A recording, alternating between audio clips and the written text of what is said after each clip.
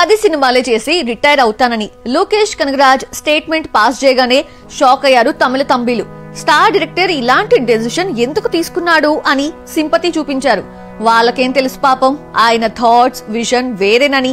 ఖైదీ 2 తర్వాత మెగాఫోన్ పట్టాడా అంటే next target టాలీవుడేనట.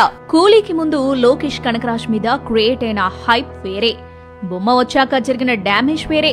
అంతా ఇంత కాదు, సీనియర్ స్టార్లను సరిగ్గా హ్యాండిల్ చేయలేకపోయాడన్న కంప్లైంట్స్ వినిపించాయి. 1000 crore దర్శకుడిగా తమిళ తంబిలు పెంచుకున్న అంచనాలు తల్లకిందులు చేశాడు. ఇక కెరీర్ పరంగా స్ట్రగుల్స్ స్టార్ట్ అయ్యాయి.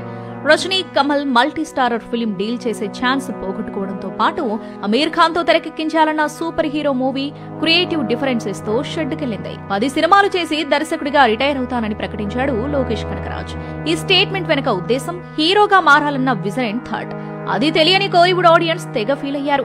కానీ కూలీ రిజల్ట్ చూశాక లైట్ తీసుకున్నారు. ఇక హీరోగా లోకి ప్రయత్నాలు వర్కౌట్ అయ్యాయి. మూవీ కూడా రీసెంట్లీ స్టార్ట్ అయింది. గ్యాంగ్స్టర్ డ్రామాగా తెరకెక్కిస్తున్నాడట అరుణ్ మాధేశ్వరన్. పంజాబీ గుడియా వామిక గబ్బి హీరోయిన్ గా ఫిక్స్ అయిందట.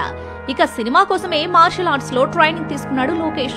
జనవరిలో షూట్ కంప్లీట్ చేయాలన్నది మేకర్స్ ప్లాన్. లోకి మామ గురించి తమిళ సర్కిల్స్ లో వినిపిస్తున్న ఇంట్రెస్టింగ్ ఎలిమెంట్ ఏంటంటే కార్తీతో ఖైదీ 2 కంప్లీట్ చేశాక టాలీవుడ్ పై ఫోకస్ చేయబోతున్నాడట. ఈ కోలీవుడ్ స్టార్ డైరెక్షన్ లో రామ్ చరణ్ ప్రభాస్ తో సినిమాలుంటాయని ఎప్పటి నుండో వార్తలు రాగా ఇప్పుడు హీరో చేంజ్ అయ్యాడు. చెర్రీ ప్లేస్ లోకి ఆయన బాబాయ్ పవన్ కళ్యాణ్ పేరొచ్చి చేరింది. అది కూడా మల్టీ స్టారర్ ఫిల్మ్ అట. ఆల్రెడీ స్టోరీని రజనీ కమల్ కు చెప్పాడని బస్. ఇప్పుడు ఇదే కథను డార్లింగ్ పవర్ స్టార్ తో ప్లాన్ చేయాలి అనుకుంటున్నాడనేది లేటెస్ట్ బస్. ప్లాన్ అయితే బాగుంది కానీ వర్కౌట్ అయ్యే